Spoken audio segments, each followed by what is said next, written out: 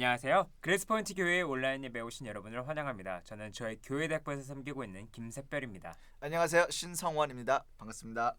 네, 오늘은 저희 온라인 예배팀의 반가운 얼굴이 다시 찾아주셨습니다. 네, 안녕하세요. 김영재입니다. 반갑습니다. 드디어 컴백했습니다. 네, 결혼을 하셨다고 들었는데 축하드립니다. 축하. 네. 감사합니다. 제가 이제 한국에서 오신 부모님과 좀 시간을 보내고 또 저번 주에 드디어 장가를 가게 되었습니다. 그래서 이제 한동안 이제 여러 같이 사회를 못 봤는데 되게 보고 싶었습니다. 그죠. 네, 그러니까 안 보다가 이렇게 또 오랜만에 보니까 반가워요. 네. 저희가 그리웠어요, 되게. 네, 그리웠습니다. 네, 역시 이렇게 사회는 우리 이렇게 서에서 보는 게 더 네. 재밌는 것 그죠, 같고요. 그죠. 그죠? 네. 그죠. 예, 저도 이제 두 분과 온라인 가족 여러분 너무나 그리웠습니다. 네, 그리고 시원 여행은 어디로 가셨다 하셨죠? 아니 뭐 남들 다 가는 하와이로 갔다 왔습니다. 하와이. 하와이. 짧게. 맛있는 거 많이 드셨나요? 뭐. 과일이 되게 맛있더라고요. 그래요? 파인애플만 거의 매일 먹었던 것 같아요. 가장 기억에 남는 것은 뭐죠, 그럼? 지금 말씀. 예. 빨리, 예배 네. 시간인데 말씀해 괜찮아요, 주세요. 괜찮아요. 네, 다 저희가 궁금해하시니까. 둘째 날에 네. 와이히라는 산을 등반했거든요. 히. 그게 이제 6km 왕복 6km 네. 정도 되는 거리였는데 힘들어 죽는 줄 알았습니다. 저질 체력. 6km면 별로 그렇게 6km 굉장히 이게 가는 길 3km 오는 길 3km인데 예, 힘 예, 보통 이제 등산을 하면 좀 올라갔다 내려갔다 네. 이러잖아요. 네, 근데 네. 이거는 그냥 3km를 쭉 올라갔다가 그리고 3km를 쭉 내려오는 거예요. 힘들어서 이렇게 기억에 남은 네. 뭐 그런 그렇습니다. 코스였네요. 와이. 네. 예, 이제 마치 모세가 미디안 광야를 지나서 아, 이제 시내산을 오를 때 또 그거를 기분이 그렇게 이렇겠구나. 또 그걸 그렇게 아. 연결시키려고 노력을 하시는. 네. 하와이랑 미디안 광야랑 이렇게 아. 뭐 비교가 아유, 됩니까? 농담입니다. 저희가 이제 지난 몇 주 동안 김철현 전도사님과 출애굽기를 함께 공부하고 있지 않습니까? 네, 오늘 말씀도 기대가 많이 되는데요. 네. 오늘 본문 내용을 출애굽기 4장 저번 주에 공부했던 그 모세와 하나님과의 그 대화가 계속되는데 그렇죠. 이 본문 내용을 중심으로 전도사님께서 말씀을 전해 주시겠습니다.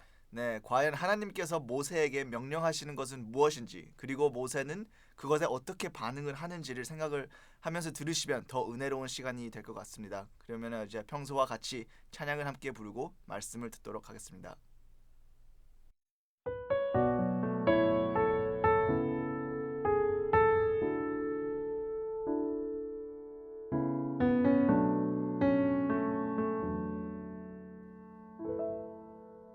날이 저물어 갈 때 빈들에서 걸을 때 그때가 하나님의 때 내 힘으로 안 될 때 빈손으로 걸을 때 내가 고백해 여호와 이래 날이 저물어 갈 때 빈들에서 걸을 때 그때가 하나님의 때 내 힘으로 안 될 때 빈손으로 걸을 때 내가 고백해 여호와 이래 주가 일하시네 주가 일하시네 주께 아끼지 않는 자에게 주가 일하시네 주가 일하시네 신뢰하며 걷는 자에게 우리 모인 이곳에 주님 함께 계시네 누리네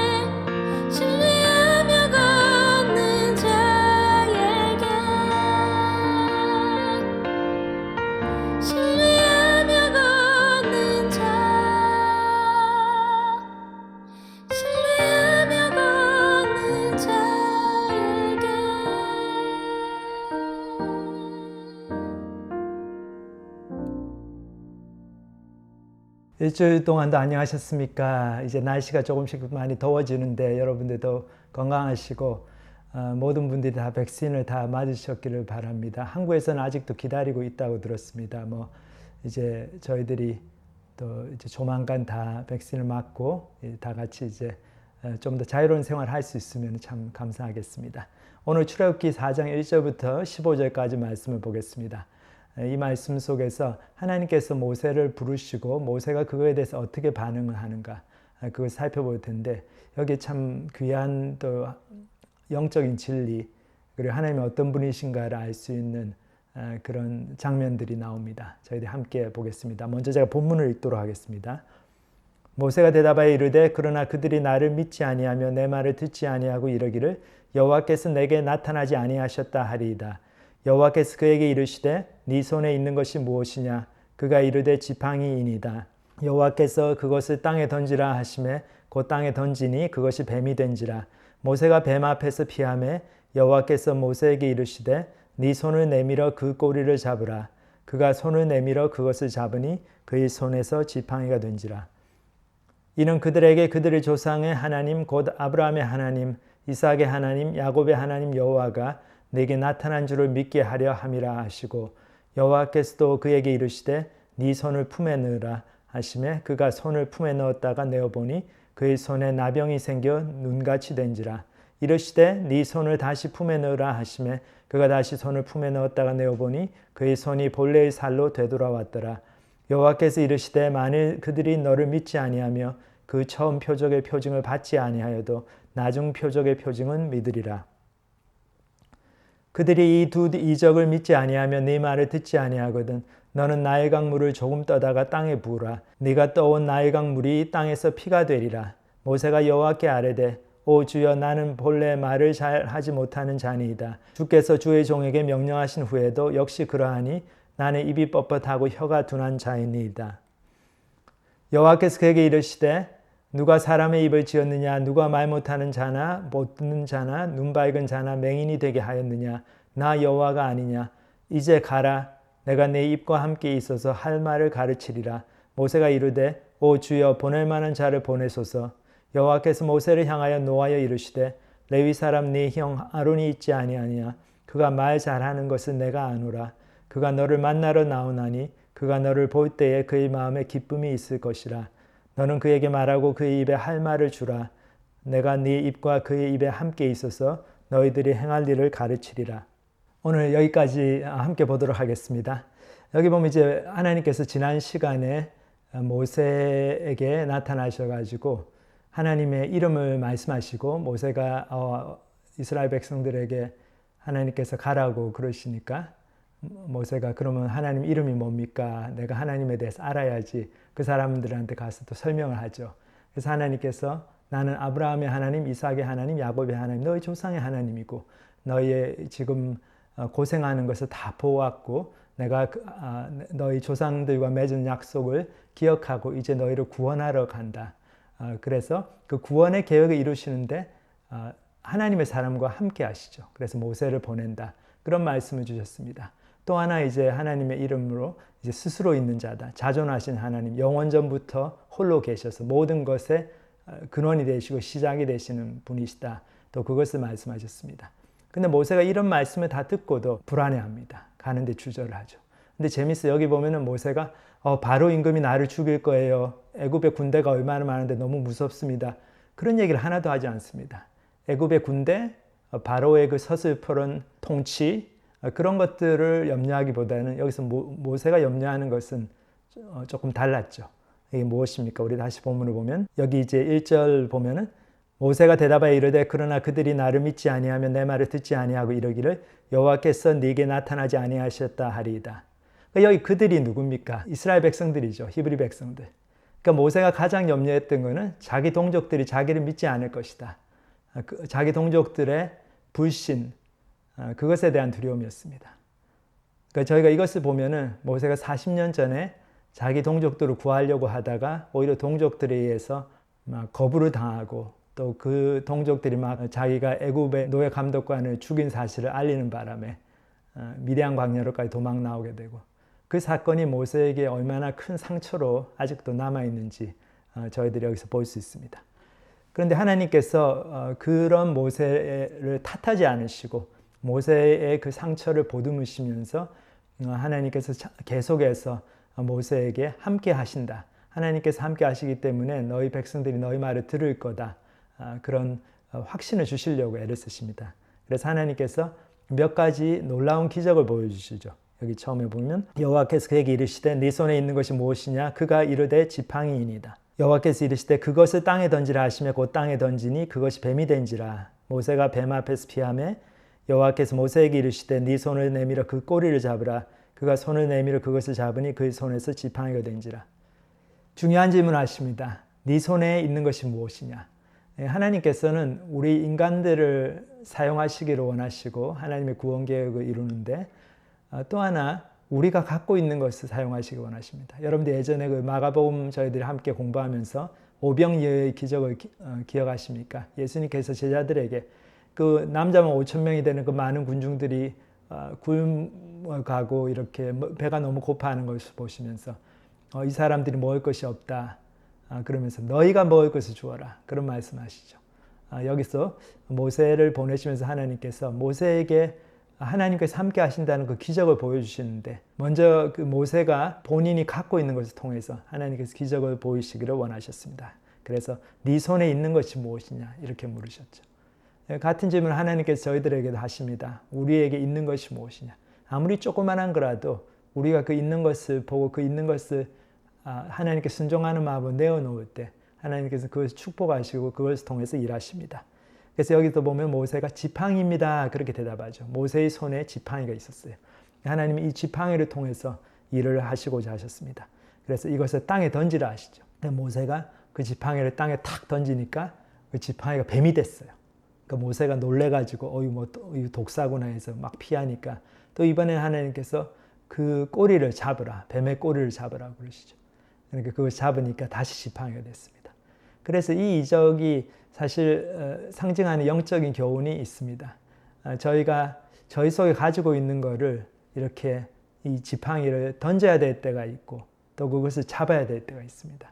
하나님께서 어떨 때는 저희가 갖고 있는 것을 내려놓으라고 하십니다. 그래서 저희가 참 소중하게 생각하고 아깝게 생각하는 것을 하나님께서 뺏어가시는 것 같이도 보입니다. 하지만 그게 아니죠. 그것을 내려놓을 때 하나님께서 더 큰 축복을 주시고 또 일을 하십니다. 그리고 또 때가 되면 하나님께서 다시 잡으라고 하십니다. 그래서 그 잡는 거는 뭡니까?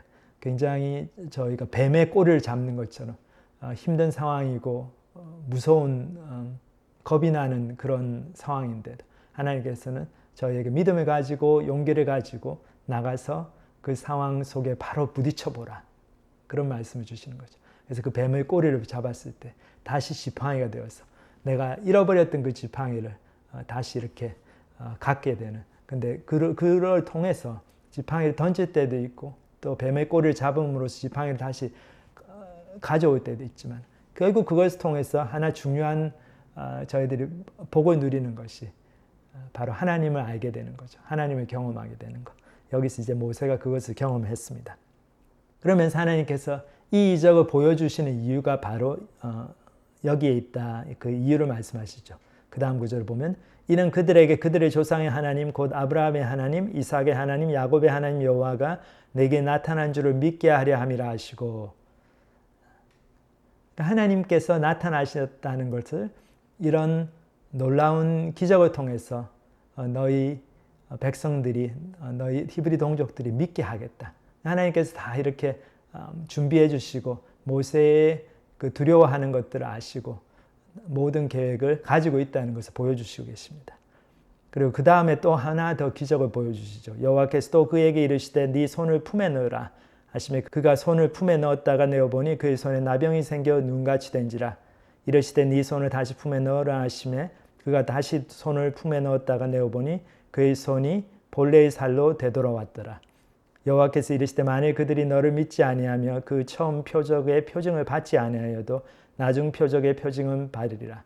하나님께서 그 예비용으로 혹시 이스라엘 백성들이 첫 번째 그 지팡이를 던져서 뱀이 되고 또 뱀의 꼬리를 잡으니까 다시 지팡이가 되고 그것을 보고도 긴가민가 해가지고 믿지 않는 이스라엘 백성들이 있을까봐 하나님께서 두 번째 기적을 준비하시죠. 이번에는 그 당시 천형으로 여겨졌던 이 병에 걸리면은 이건 하나님의 저주를 받은 거다. 그런 불치의 병으로 여겨졌던 나병, 문둥병이죠. 그 문둥병의 그 손에 걸리게 하십니다. 그 모세의 손이 문둥병에 걸렸는데 다시 그 손을 짠주머니에 집어넣어서 빼니까 그것이 눈과 같이 하얀 살로 정상적인 피부로 되돌아오는 그런 기적을 보여주십니다. 그래서 이 두 가지 기적을 통해서 이스라엘 백성들에게 하나님께서 모세에게 분명히 나타났다는 사실을 각인시켜 주시고 확신을 갖게 하실 그 하나님의 계획이 있었습니다. 그리고 또 하나 기적을 또 보여주십니다. 이번에는 무엇입니까? 그 다음 구절을 보면 그들이 이 두 이적을 믿지 아니하면 네 말을 듣지 아니하거든 너는 나일 강물을 조금 떠다가 땅에 부으라. 네가 떠온 나일 강물이 땅에서 피가 되리라. 이 나일 강물을 떠와가지고 땅에 부으니까 피가 된다. 이 기적은 좀 더 스케일이 큰 기적입니다. 나일강은 애굽 사람들이 대대로 생명의 원천으로 생각하고 막 나일강을 숭배하고 왜냐하면 그 나일강의 그 물 때문에 그 물줄기 때문에 그 사람들이 농사를 지을 수가 있고 또 그 나일강에서 많은 또 고기들과 해초들 그런 것들을 또 수확할 수 있고 그러니까 나일강을 그렇게 생명의 근원으로 생각했는데 여기 보면 하나님께서 말씀하시는 것이 참된 생명의 근원은 하나님이시라는 거죠. 여호와 하나님이 참된 생명의 근원이고 여호와 하나님이 치시면은 나일강도 피로 변해서 그 생명의 근원 같은 물줄기도 다 이젠 더 이상 생명을 주지 못하는 썩은 강으로 변한다. 이제 그거를 보여주시는 거죠. 그래서 이런 세 가지 기적을 모세에게 말씀을 하셨습니다. 자, 이쯤 되면 모세가 이제 수긍을 하고 하나님이 이렇게까지 준비를 하시니까 내가 가죠. 이럴 것 같은데 모세는 그러지 않았습니다. 여기 보면 모세가 또 다른 얘기를 하죠. 다른 핑계를 댑니다. 모세가 여호와께 아뢰되 오 주여 나는 본래 말을 잘하지 못하는 자니이다. 주께서 주의 종에게 명령하신 후에도 역시 그러하니 나는 입이 뻣뻣하고 혀가 둔한 자니이다. 자기의 언변을 걱정했습니다. 모세가 정말로 말을 잘 못하는 사람이었는지 뭐 그거는 자세히는 알 수 없지만은 아마도 뭐 그랬을 것 같아요. 특히 40년 동안 이제 광야에서 미디안 사람들하고 지내면서 히브리어도 뭐 많이 잊어버렸을 수도 있고 그러니까 자기가 말을 잘 못할 것 같다. 또 그런 핑계를 대면서 하나님께 계속 자기는 좀 안 갔으면 좋겠습니다 하고 얘기를 합니다. 그래서 이거를 보면은 참 모세가 얼마나 자기 동족들에 대해서 거부를 당한 그 사건 40년 전의 사건이 아직도 이렇게 트라우마로 남아있고 그 사건 때문에 자기가 돌아가서 하나님의 명령을 따라가지고 그 백성들에게 자 우리 이제 애굽 땅을 떠나야 된다. 여호와께서 드디어 나타나셨고 약속을 이루신다. 그 말을 해서 이스라엘 백성들이 들을 것 같지가 않다. 그런 불안감이 아주 심했죠. 근데 참 재밌는 것이 하나님께서 이렇게 모세가 끈질기게 계속 변명을 하고 나는 아무리 하나님께서 기적을 보여주셔도 나는 할 수가 없습니다. 너무 입이 뻣뻣해서 말도 잘 못하고 못합니다. 그랬을 때 하나님께서 그럼 관둬 뭐 때려치워라 치아뿌라 그러고 막 다른 사람을 가시고 그러질 않으셨어요. 하나님도 끈질기게 모세보다 더 끈질기게 모세를 설득하십니다. 그 다음 구절 보면 여호와께서 그에게 이르시되 누가 사람의 입을 지었느냐 누가 말 못하는 자나 못 듣는 자나 눈 밝은 자나 맹인이 되게 하였느냐 나 여호와가 아니냐 이제 가라 내가 네 입과 함께 있어서 할 말을 가르치리라. 걱정하지 말라고 얘기하시죠. 여기에 하나님께서 본인이 다 당신이 다 창조하신 거다 얘기하시면서 내가 너희 입도 짓고 귀도 짓고 다 지었는데 무엇을 그렇게 걱정하느냐 내가 내 입과 함께 있어서 할 말을 생각나게 하고 가르치겠다. 그렇게 약속을 주십니다.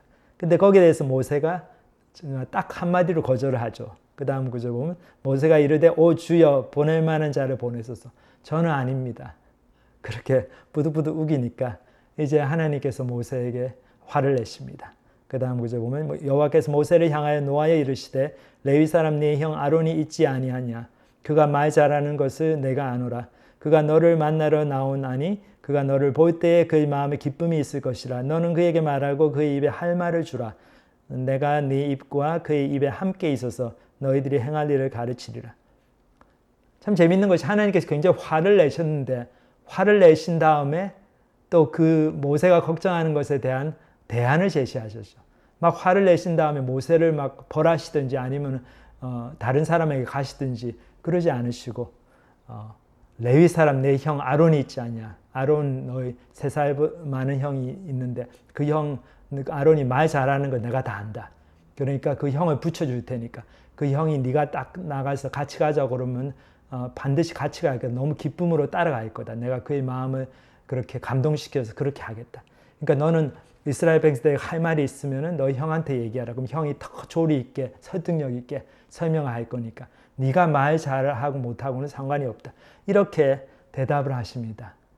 참 하나님께서 얼마나 모세를 보내고 싶어 하셨는지 그것을 여기서 알 수 있습니다. 그렇게 해서 결국 이제 모세가 자기 형이 간다는 말을 듣고 이제 정말 마지못해서 이제 하나님께 순종하고 그 사명을 감당하러 이제 떠나게 되었습니다. 근데 여기서 2가지를 생각해 볼 수가 있어요. 첫 번째로 왜 모세는 그렇게까지 하나님 이렇게 많은 기적을 보여주시고 온갖 약속을 다 주시고 하셨는데 또 자기 이름도 가르쳐 주시고 그랬는데도 못 가겠다고 그랬을까? 그게 첫 번째 질문입니다.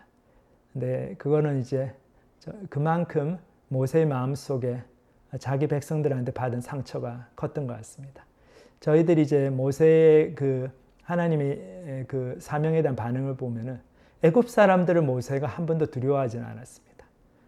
그래서 모세는 그 믿음이 있었어요. 하나님께서 애굽의 어떤 신보다도 바로의 높고 높은 권세보다 하나님이 더 전능하시고 하나님이 더 능력이 있으시고 그래서 그거를 의심하지는 않았어요. 근데 모세가 크게 걱정했던 거는 자기 백성들이 또 한 번 자기를 저버릴까 봐 그거에 대한 두려움이 있었죠. 그러니까 모세는 본인이 하나님의 백성이라는 분명한 정체성이 있었지만 또 한편으로는 자기 동족들이 자기를 정말 같은 히브리 백성으로 받아줄 것인가 거기에 대해서는 자신이 없었습니다. 그리고 자기가 나름대로 최선을 다해 노력했는데 자기 동족들이 자기를 사실 이제 애굽 사람 취급하고 너는 금수저로 네가 무슨 히브리인이냐 그렇게 바로의 공주의 양아들이 돼가지고 잘 먹고 잘 살고 이날까지 40이 되도록 그렇게 살았으면서 너희가 애굽 사람이지 애굽의 왕자지 무슨 히브리 백성이냐 너는 노예 생활도 한 적이 없고 그렇게 나오니까 거기에서 깊은 자괴감과 상처를 받았습니다. 그래 나는 히브리 사람이 아닌가 보다. 나는 하나님을 믿고 하나님을 따라가는 하나님의 백성이라고 생각하는데 나의 동족들은 그렇게 생각 안 하는구나. 그리고 자기의 또 객관적인 상황을 봐도 내가 40까지 또 그렇게 궁궐에서 호의호식하면서 살았지. 그러니까 나는 뭐 이렇게 애굽 사람이라고 취급을 받는가 보다. 또 그런 마음의 상처가 있었습니다. 근데 그 상처가 참 극복하기 힘들었어요, 모세에게는. 그리고 그 상처가 크다는 것을 하나님께서 아셨기 때문에 하나님은 또 이렇게 집요하게 모세를 보내고자 설득하시고 그러셨습니다. 그래서 2번째 질문이 바로 그것이죠. 왜 하나님은 이렇게 화를 내시면서까지도 모세가 해달라는 걸 다 해주고 그렇게까지 하시면서 모세를 보내려고 하셨을까? 그 마지막에는 모세의 형 아론까지 이렇게 같이 갈 수 있도록 배려를 해주시면서 참 저희가 거기서 뭔가 이 모세에게는 하나님께서 깊이 애착을 느끼시는 하나님의 사람으로서의 어떤 특징이 있다는 것을 볼 수 있습니다. 그래서 하나님은 저희의 삶 속에서 많은 것을 보시지 않습니다. 저희가 과거에 어떤 실패를 경험했던 또 과거에 어떤 삶을 살았 그리고 지금 우리가 얼마나 재능이 있고 능력이 있고 하나님이 일을 할 수 있는 그런 환경이 되고 그런 거를 중요하게 보시는 것 같지 않습니다. 하나님이 중요하게 보시는 것은 딱 몇 가지입니다. 그 중에 하나가 이 모세가 갖고 있던 그런 특징들이었죠. 모세는 하나님을 따라 살고자 하는 그 정의감이 있었습니다. 자기가 편하게 살 수 있었지만 하나님의 뜻대로 살고 싶고 하나님이 원하시는 삶을 살고 싶고 하나님의 백성들과 함께하기를 원하고 그런 순수한 마음이 있었습니다. 그걸 하나님께서 귀하게 보셨습니다. 모세에게는 하나님이 전부였습니다. 하나님이 이 세상의 어떤 무엇보다도 귀한 존재였죠. 그 또 하나 모세는 광야에서의 40년 기간을 통해서 굉장히 연단을 많이 받은 그 낮을 대로 낮아져서 그 40년을 처가살이 하면서 장인의 양을 치면서 그 목자로서 묵묵하게 하루하루 자기가 주어진 일을 겸손하게 감당했던 그런 온유한 사람이었습니다. 하나님께서는 온유한 사람, 겸손한 사람을 찾고 계십니다. 그런 사람을 반드시 들어서 쓰십니다. 그래서 모세에 대한 평가가 이 성경에도 민수기 12장에 나오죠. 12장에 보면은 모세의 누나하고 형하고 다른 주위의 사람들이 이제 모세의 지도력에 반기를 듭니다. 뭐 형 같은 경우는 자기가 말도 잘하고 자기가 모세의 대변인 역할을 오래 했으니까 더더군다 그랬겠죠. 그 누나는 네가 내 덕분에 살아났지 하면서 또 그런 어렸을 때 모세를 살려주는데 결정적으로 공헌한 또 그런 누나하고 그러니까 두 사람이 합세해가지고 모세를 좀 공격했어요. 네가 너만 하나님과 대화를 하냐고 우리도 하나님께서 말씀하신다. 근데 그때 모세가 아무 얘기를 하지 않습니다. 별 반응을 안 보입니다. 그러면서 이 성경은 모세가 이런 성격의 사람이다라는 것을 여기 이제 말씀하고 있습니다. 민수기 12장 3절 보면 이 사람 모세는 온유함이 지면의 모든 사람보다 더하더라. 온유한 사람이었어요. 그러니까 그때 이제 하나님께서 딱 나타나셔가지고 그 모세 형 아론, 모세의 누나 미리암을 책망하십니다. 그러면서 이런 놀라운 말씀을 주세요. 이르시되 내 말을 들으라. 너희 중에 선지자가 있으면 나 여호와가 환상으로 나를 그에게 알리기도 하고 꿈으로 그와 말하기도 하거니와 내 종 모세와는 그렇지 아니하니 그는 내 온 집에 충성함이라. 그와는 내가 대면하여 명백히 말하고 은밀한 말로 하지 아니하며 그는 또 여호와의 형상을 보거늘 너희가 어찌하여 내 종 모세 비방하기를 두려워하지 아니하느냐. 하나님 말씀하시죠. 내가 다른 선지자들하고는 꿈으로 환상으로 나타나서 계시를 주고 하지만은 나의 종 모세하고는 틀리다. 모세하고는 내가 대면해서 말하는 그런 사이다. 그런데 너희들이 뭐를 안다고 나의 종 모세를 이렇게 비방하느냐. 그렇게 모세를 너무나 감싸고 도십니다. 하나님은 모세를 참으로 좋아하셨습니다. 그 좋아하신 큰 이유 중에 하나가 모세가 온유한 사람이었기 때문이죠. 모세가 겸손한 사람이었기 때문이죠. 온유함에 대한 축복은 예수님께서도 그 유명한 산상설교, 산상수훈에서 마태복음 5장에서 언급을 하셨습니다. 거기 보면 예수님께서 온유한 자를 이렇게 말씀하시죠. 온유한 자는 복이 있나니 그들이 땅을 기업으로 받을 것이며 온유한 자는 하나님께로 오는 축복이 있다. 그 복이 뭔가 하면 그들이 땅을 기업으로 받는다. 이 땅이란 말은 결국 하나님께 주시는 사명, 하나님께 주시는 일을 말합니다. 그래서 땅을 기업받으면 땅을 경작하고 개간하고 거기에 건물을 짓고 논밭을 만들고 그렇게 하는 것처럼 하나님께서 땅을 주실 때 우리가 하나님의 소명을 받는 거죠. 그래서 하나님의 일을 하게 되고 하나님의 사명을 감당하게 되고. 근데 사명을 감당하는 사람들은 온유해야 합니다. 이 온유라는 말은 그냥 할렐레하게 그냥 마음이 좋다. 그리고 남한테 싫은 소리 못한다. 그런 뜻이 아닙니다. 이 온유라는 그 헬라어 단어의 원문을 보면은 이 단어의 뜻은 이 힘이 있는데 그게 잘 절제된 상태 그런 뜻을 나타냅니다. 마치 그 야생마가 이제 길이 들여져 가지고 주인의 말에 잘 순종하고 따르는 그런 훈련된 준마로 변화된 그런 상태입니다. 그러니까 이 말이 굉장히 파워가 있지만은 그 파워를 주인이 딱 쓰라고 할 때만 주인이 이렇게 딱 신호를 줄 때만 폭발적으로 달리죠. 그리고 그렇지 않을 때는 가만히 있고 그런 절제된 힘 그것이 바로 온유한 사람의 특징입니다. 그와 마찬가지 저희도 하나님께서 주신 그 귀한 사명 또 하나님께서 주신 능력 그런 것들이 있다고 해서 저희들이 교만하게 막 그런 걸 쓰고 그런 게 아니고 오직 하나님께서 허락하실 때만 하나님의 뜻대로만 사용을 합니다. 그렇기 때문에 우리의 속에는 모든 것이 하나님의 뜻대로 저희들이 되어진다는 걸 알기 때문에 우리가 속으로 이렇게 교만하고 잘난 척하고 그럴 이유가 하나도 없는 거죠. 그렇기 때문에 겸손할 수가 있습니다. 저희가 하나님이 기뻐하시는 삶을 살고 싶다면 하나님이 누구신가를 점점 알아나가고 그리고 그 하나님 앞에서 우리는 얼마나 작은 존재인가, 얼마나 정말 먼지와 같은 존재인가, 오늘 있다가 내일 아궁이에 던져지는 들풀과 같은 그런 존재인가, 우리의 작음을 깨닫고 이제 그렇게 될 때 우리는 우리가 하는 일들이 하나님의 축복이 임했을 때만 의미가 있구나 라는 것을 깨닫고 내가 조금 딴 사람보다 잘하는 게 있다고 그것 때문에 으스대고 그것 때문에 교만해서 다른 사람들을 무시하고 그런 죄악된 자리에 빠지지 않습니다. 모세가 그런 거를 배우는데 40년이 걸렸습니다. 그래서 이 모세의 그 상처, 히브리 백성들한테 받은 그 거부당한 그 아픔, 그 기억들이 참 괴로운 사건이었지만, 그래서 모세의 마음에는 아마 그 일이 정말 없었으면 좋겠다. 그런 일을 내가 겪지 않았으면 얼마나 더 좋았을까.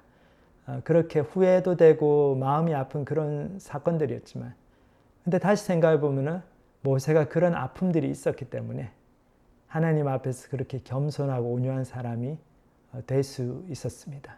우리도 저희 삶을 돌아볼 때, 내가 그 일을 겪지 않았으면 얼마나 좋았을까. 나의 삶이 좀 달라졌을 텐데. 그렇게 생각이 되는 참 안타까운 사건들이 있죠. 어떤 분들은 어렸을 때 부모님이 일찍 돌아가시고, 어떤 분들은 어렸을 때 굉장히 나쁜 일을 당하고 사기를 당할 수도 있고, 또 내가 정말 가고 싶었던 학교, 하고 싶었던 일들을 못했을 수도 있고.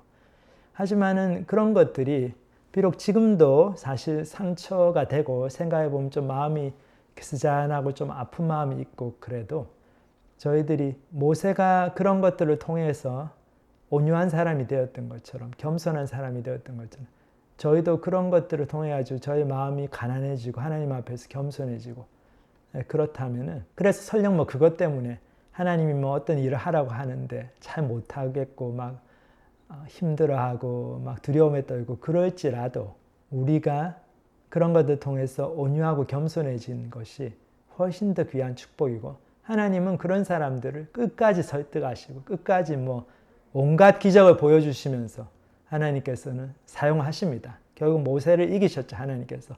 모세가 끈질기게 거부했지만 하나님은 모세를 또 끈질기게 설득하셔가지고 모세를 보내셨습니다. 그것처럼 하나님께서도 저희가 온유하고 겸손하게 하나님께 붙어 있을 때, 비록 저희 마음에 여러 가지 안타까움이 있고 또 두려움이 있고, 그래도 그런 저희의 마음을 다 이해하시고 저희를 끝까지 설득하시고 저희에게 하나님의 함께 하심을 계속적으로 보여주심으로 저희가 하나님의 말씀에 순종하고 용기 있게 나갈 수 있도록 힘을 주십니다. 저희 하나님은 그런 하나님이시기 때문에 저희에게 소망이 있습니다.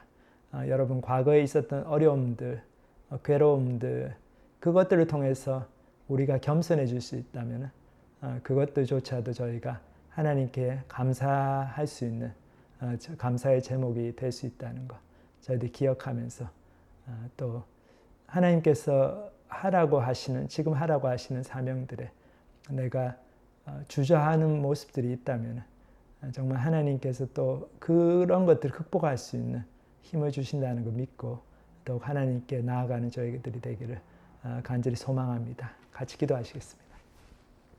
하나님 아버지, 감사합니다. 참 모세가 끝까지 못 가겠다고 그 이스라엘 백성들에게 또다시 거부당할 것 같은 두려움에 사로잡혀 있을 때라도 그 모세 속에 있는 하나님을 쫓아가고 싶은 순수한 마음, 그 정의감, 그리고 겸손하고 낮아지고 온유해진 그 마음을 귀하게 보시고 그 마음을 기뻐하셔서 그 모세를 끝까지 설득하셔서 주님께서 이렇게 그 사명을 감당케 하시니 그런 하나님이신 것을 저희들이 오늘 말씀을 통해 보았습니다. 얼마나 저희들의 위로가 되고 소망이 되는 말씀인지, 저희도 저희 삶에서 참 안타까운 부분들, 이런 일이 일어나지 않았으면 좋았을 텐데 그런 부분들이 있는데, 그런 것들 저희들이 그 속에 매여 사는 것이 아니라 정말 하나님께서 그런 것들을 다 극복하게 하시고 또 그런 것들 통해서 하나님께서 저희들을 온유하게 만드시고 겸손하게 만드신 것에 저희들이 감사하면서 정말 주님 앞에 믿음을 가지고 또 한 걸음 한 걸음 하나님 주시는 사명을 따라 나갈 수 있도록 축복하여 주시옵소서. 감사를 드립니다. 예수님의 이름으로 기도합니다. 아멘. 네, 좋은 말씀 감사합니다. 오늘 본문 출애굽기 4장에 나온 모세와 하나님의 대화, 두 분 어떻게 들으셨나요? 네, 저는 그 하나님께서 모세에게 처음으로 던지셨던 질문, 그러니까 내 손에 있는 것이 무엇이냐, 내가 갖고 있지 않은 것 말고 네가 갖고 있는 것, 그것을 내가 사용하겠다라는 그 하나님의 말씀이 되게 가장 다가왔던 것 같아요. 네, 그렇습니다. 이제 전도사님께서 말씀하셨던 대로 그 예수님께서 떡 5개랑 물고기 2마리로 5,000명을 먹이셨던 사건과 약간 좀 오버랩되는 그죠. 부분이 있죠. 그죠. 그러니까 내가 갖고 있는 것이 무엇이냐, 나에게 한번 보여줘봐라. 네, 네. 그렇죠. 하나님께서 땅에 던져보아라 하실 때가 있고, 그와 반대로 너의 두려움을 무릅쓰고 뱀의 꼬리를 다시 잡아라 라고 하실 때가 있는 것 같아요. 네. 네, 바로 그러한 순간에 저희 또한 그 모세와 같이 하나님의 말씀에 순종할 수 있는 믿음이 있었으면 되게 좋겠네요. 네. 그리고 또 이제 저는 모세의 온유함에 대해서 많은 생각을 했는데 이제 하나님께서 모세를 정말 친구 대하듯 대하셨잖아요. 이제 그 이유 중 하나가 바로 모세의 겸손함과 온유함이었다는 점. 네, 그렇죠. 40년 미디안 광야 생활을 하면서 많은 힘은 들었겠지만 그래도 바로 그 시련을 통해서 사람이 겸손해지고 그렇죠. 온유해지지 않았나 그렇게 생각을 합니다. 네. 네. 그래서 이제 지금 당장 조금 힘든 일이 계속된다 하더라도 하나님께서 이것을 통해 우리를 어떻게 단련시키고 있는 것일까? 하나님 앞에서 겸손하고 온유한 모습으로 하나님과 동행하는 그러한 한 주간이 되었으면 좋겠습니다. 네, 그러면 오늘 한 주간도 좋은 시간 되시고 다음 주에 뵙겠습니다. 오늘 함께 해주셔서 감사합니다. 감사합니다.